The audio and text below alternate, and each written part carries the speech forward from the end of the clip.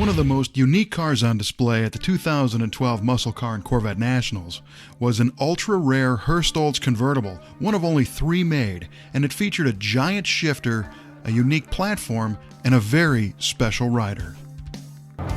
Well, this car came to us on Christmas Day, 1 year ago almost, and I've known about this car ever since I was a little kid, and pictures of it everywhere, books, magazines, Linda Vaughn. It was really an exciting opportunity to get to restore this car. Just a piece of history. Well, look at this fantastic car. This is a real Hurst Oldsmobile, a real Hurst shifter. They flew out and they took pictures and came back, and the engineers built my Hurst shifter. This is its version for Lloyd's today. I'm so excited. But I'm here with a beautiful restored 69. I'm very honored that they did this, the special, to feature me at the show, because this is a real muscle car show. No doubt about it. I mean, you're iconic. I mean, if you think about it, in the sport of racing, there are very few names that I would put up in your league. The Don Garlitzes, Grumpy Jenkinses, people who I consider heroes. So I got to tell you the honest to God truth. When I see you next to this, it brings back memories. This is fantastic. It brings back a lot of memories. There's no age limit to music and to hot rodding. You're right. You're absolutely right. This is such a muscle American show in here. What condition was the car in when you first got it? It was really just an average driver, the condition of it. It had had a well-used life, actually. They drove this car to the events. Back in the day, they didn't trailer it. It wasn't pampered. And then would the platform on the back go on at the events? Is that what they would? Yeah, they would bring that whole setup in like a chase vehicle, so to speak, and it would have everything they needed, and then they would drive this car and that vehicle, a van, to each event all over the West Coast. They had 2 cars, one for the eastern half of the United States and one for the western half. So there's still 2 available, or one of them not around anymore? No, the 2 cars exist. Okay. Initially there was a 3rd car that was destroyed. Okay. But their intention was to always have 2 cars. So when the one was destroyed, they ordered a 2nd one right away. Now this car, is there any special options on it from Olds, or is it?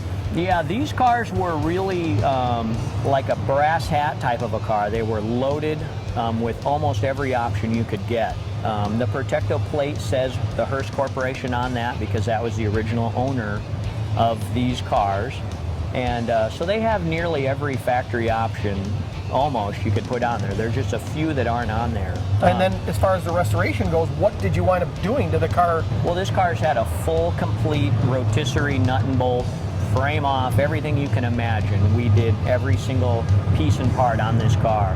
A couple of things that are unique to this car versus the other car. This one in the old historic photographs has gold wheels, and it also had a Hurst auto stick shifter, which they prototyped in this car. And the auto stick was the one, tell me about it. These cars came with a dual gate shifter, and they're pretty famous for that, the Hurst dual gate shifter.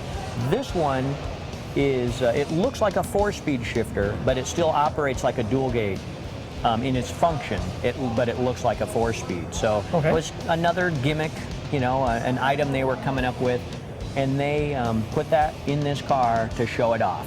Okay. And when they did that, they put gold carpeting in it as well. So that's unique to this car only, the shifter, the carpeting, and then the gold wheels. So that sets this car apart. And was that done at the factory, or was that done by Hearst? That was done by Hearst along the way. Okay. We don't know exactly when that was done. They used this car from '69 until the '72s came out. So it could have been any time along that way. Okay. And they probably did it out at a track, at a race, or something like that. It was actually pretty crudely done. They just chopped a big hole in the floor and stuck that shifter in there. Wow. And we left that basically and photographed it for, restoration photos and whatnot. And as far as the roof on the car, I noticed that it's got a gold striped on it. I mean, is that was that painted on, or what is it? Yeah, that was, we brought photo documentation of that, but we have pictures of these cars with that gold stripe.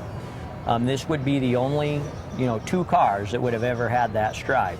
And that was really a difficult part of the restoration process that had to be dyed on there once the new top and everything was installed. And then the pinstripe around it was also painted with vinyl dye as well. So it was quite a process to mask all that off. It's an amazing job. I mean, the car doesn't look like a new car. The car looks perfect. Like well, basically a restoration. It's a handmade car is really what it is. You know, it's accurate and authentic, but handmade. Tell us a little bit about the shifter and the platform in the back of the car. That was really an amazing effort in this restoration. We found there's one shifter in existence in a museum, and we measured it, took all of our dimensions from it, and I contracted with a famous Olds, figure from the 60s, Frank Peterson, and he built all of that, the ball, the shifter, and that platform off of dimensions we took, but the platform doesn't exist anywhere, so we'd made that strictly from photographs. And the original back bumper on the car had scuff marks from where it attached, so we knew the dimension of it, we knew how it landed. I would say it's 99% like one of the original platforms, but we had to recreate it. It's very cool, very cool. Yeah. And like you say, historic, I mean, really. Yes, very historic. I cried literally this morning when I got on the shifter. The tears were running out from under my sunglasses. So you remember doing it? I was trying to be cool. Of course I remember doing it. I just wrote it for the 50th anniversary for NHRA, and then we put the car and the shifter in Speedy Bill's museum. So it was really a pleasure when they called me to ask me to do this show. Back in the day when this was first thought of, and somebody said, hey, here's an idea. We're going to stick you on the back of a car and drive around, and you're just going to stand up. It wasn't that way at all. It wasn't that way at all. This was originated by Mr. George Hurst.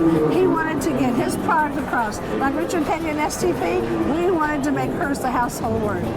To this day, I will talk to people who had been like to Pomona, and they'll say, oh, that big shifter and those girls, that was really an incredible thing. So it had a big impact, and it, put Hearst names in the minds of all those people sitting in the stands. So it was purely promotional.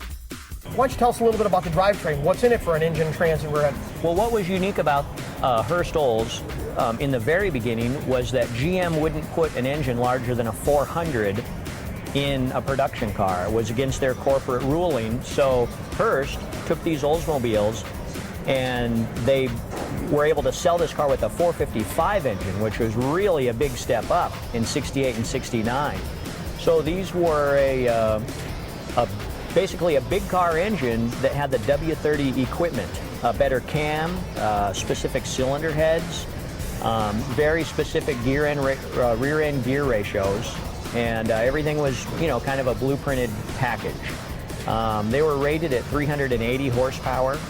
We rebuilt this to factory spec in the restoration. It made right at 380 horsepower, but it did better on the torque, and it made 520 foot-pounds of torque, which probably was true in the day, but they advertised, I believe, 500 foot-pounds of torque. So it is really a very capable muscle car, absolutely. A very nice package they put together. Well, this car was unveiled this weekend, but for those of the people at home who didn't get the chance to be here in Rosemont to see it, what are your plans for this car in the future? Well, we're hoping to have it out at the Oldsmobile Nationals this year, which will be in July, I believe, in Springfield, Illinois. And we're really going to look at the calendar and see where we can, where it fits into our schedule. We can get this out because it really is an amazing thing for people to see. That people just light up when they look at it, so we certainly will want to get it out as much as we can. All the cars that started the Daytona 500, the NHRA races, the IndyCar race. We even had an IndyCar shifter made for IndyCar racing. He used that to sell his product. Race on Sunday, sell on Monday. That is the way to go. There's no doubt about it. And to this that's what day, we're doing today. If you'll notice, all the muscle cars coming out of Detroit. Thank God, finally. Yeah. But the true treasure is right here at this show. it really is. It really is. I fell in love. They said, Linda, judge a car. I picked out 32 so far. How do I pick out one car? Duh. Well, I can tell you right now, it's a pleasure to have you here. We couldn't be happier to have you here. Are you Italian? Yes, I am. Oh, my word. Shift my gears.